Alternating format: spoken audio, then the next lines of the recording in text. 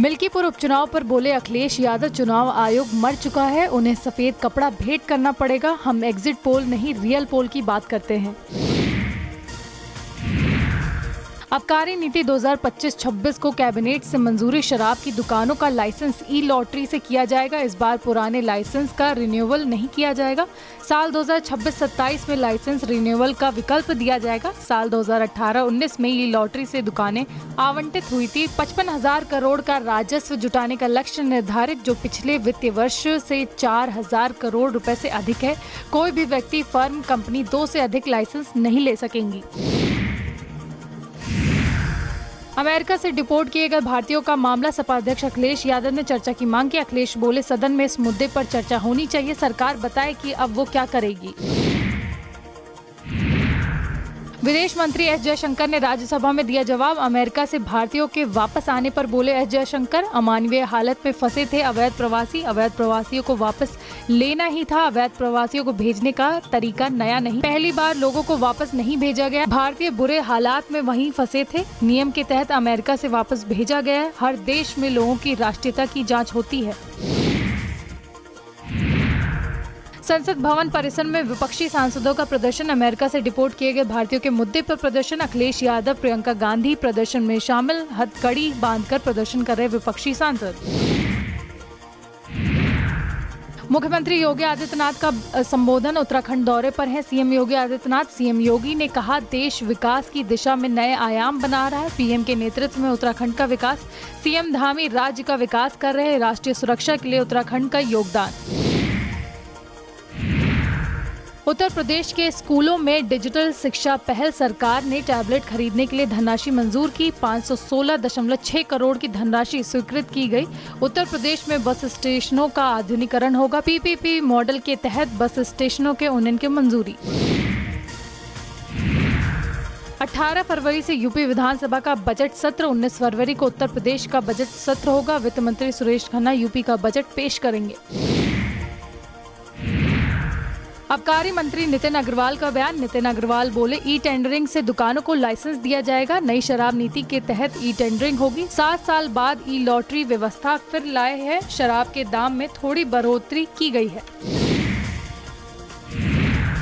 लखनऊ में पतंग या मांझे से रुकी मेट्रो की रफ्तार तो होगी एफआईआर। मेट्रो सिक्योरिटी और इलेक्ट्रॉनिकल विभाग ने शुरू की निगरानी। मुंशी पुलिया से अमौसी एयरपोर्ट के बीच मेट्रो रूट है संचालित। मेट्रो रूट के किनारे पतंगबाजी करने वालों की अब खैर नहीं। अमेरिका से भारतीयों की वापसी पर प्रियंका गांधी का बड़ा बयान। बोली, पीएम ट्रंप अच्छे दोस्त, फिर ऐसा क्यों होने दिया? क्या इंसानों के साथ ऐसा व्यवहार किया जाता है? प्रधानमंत्री को इस पर जवाब देना चाहिए। बीजेपी नेता मुख्तार अब्बास नकवी का बयान। नकवी ने कहा, झाड़ू की यात्रा अब समाप्त होने जा रही है। 8 फरवरी को आम आदमी पार्टी का भ्रम दूर होगा। मिल्कीपुर में भी भाजपा प्रत्याशी की जीत होगी। महाकुंभ मेला में पांटून पुल बंद होने से लोगों में रोष। पुलिस ने गंगा नदी पर आने वाले पांटून पुल को बंद किया। कुंभ मेला क्षेत्र के पास वाहनों को भी नहीं आने की अनुमति। सुबह से भारी भीड़ को देखते हुए प्रवेश किया गया प्रतिबंधित। भीड़ को देखते हुए मेला प्रशासन वाहनों को प्रवेश कर दिया है प्रतिबंधित। संगम लेटे हनुमान मंदिर की रोड पूरी तरह से श्रद्धालुओं से भरी। नोएडा में स्कूलों को बम से उड़ाने की धमकी देने का मामला। स्कूल में पढ़ने वाले नाबालिग छात्र ने ही धमकी दी थी। छात्र ने मेल करके 4 स्कूलों को बम से उड़ाने की धमकी दी थी। पुलिस ने बाल अपचारी छात्र को पुलिस अभिरक्षा में लिया। जांच जारी। स्कूल की छुट्टी कराने के लिए किया था स्कूल को बम से उड़ाने वाला मेल। दिल्ली चुनाव को लेकर आप सांसद संजय सिंह का बड़ा बयान। बोले, स्पा सेंटर चलाने वाली कंपनियां एग्जिट पोल करेंगी तो एग्जिट पोल के नतीजों का क्या होगा? 8 तारीख का इंतजार कीजिए। प्रचंड बहुमत के साथ आम आदमी पार्टी की सरकार बनने वाली है। जनता ने हमारे मुद्दों को स्वीकारा है। दिल्ली विधानसभा के एग्जिट पोल पर केंद्रीय मंत्री जयंत चौधरी ने कहा, एग्जिट पोल पर विश्वास करना चाहिए। इस बार माहौल दिख रहा था। दिल्ली के लोग देश के साथ तेजी से तरक्की करना चाहते हैं। काम रुकना नहीं चाहिए। कालकाजी से भाजपा उम्मीदवार रमेश बिधूड़ी ने एग्जिट पोल पर कहा, अरविंद केजरीवाल ने लोगों को 2 बार गुमराह किया और सफलता प्राप्त की। दिल्ली की जनता ने उन्हें नकार दिया है, जैसे उन्हें पूरे देश में, उत्तराखंड में, गोवा में, उत्तर प्रदेश में, हरियाणा में नकार दिया गया था। दिल्ली विधानसभा चुनाव के एग्जिट पोल पर केंद्रीय मंत्री चिराग पासवान ने कहा, पिछले 5 साल में सिर्फ बहाने सुनने को मिले। अरविंद केजरीवाल ने खुद कहा था कि अगर मैं यमुना साफ न कर पाऊं तो मुझे वोट मत देना। दिल्ली की जनता ने इस बार डबल इंजन वाली भाजपा सरकार को चुना है। भाजपा सांसद रवि किशन ने एग्जिट पोल पर कहा, दिल्ली की जनता ने प्रधानमंत्री मोदी की गारंटी पर भरोसा करके अपना भविष्य तय कर लिया है। दिल्ली जाग चुकी है। 8 तारीख को दिल्ली के एग्जिट पोल से ही बेहतर नतीजे आएंगे। इस तरह कि ये अजय है, इसलिए इन्हें दर्द हो रहा है, इनका घमंड टूट चुका है।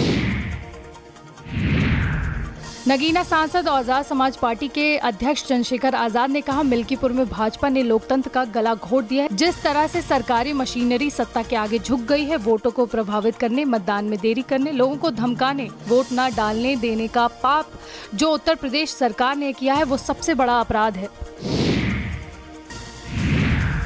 समाजवादी पार्टी के सांसद रामगोपाल यादव ने दिल्ली विधानसभा के एग्जिट पोल पर कहा कि नतीजे जो कुछ भी हो, लेकिन एग्जिट पोल पर हम विश्वास नहीं करते हैं। लोकसभा के चुनाव में उत्तर प्रदेश में हमें 1 सीट मिल रही थी, ऐसा दिखाया जा रहा था।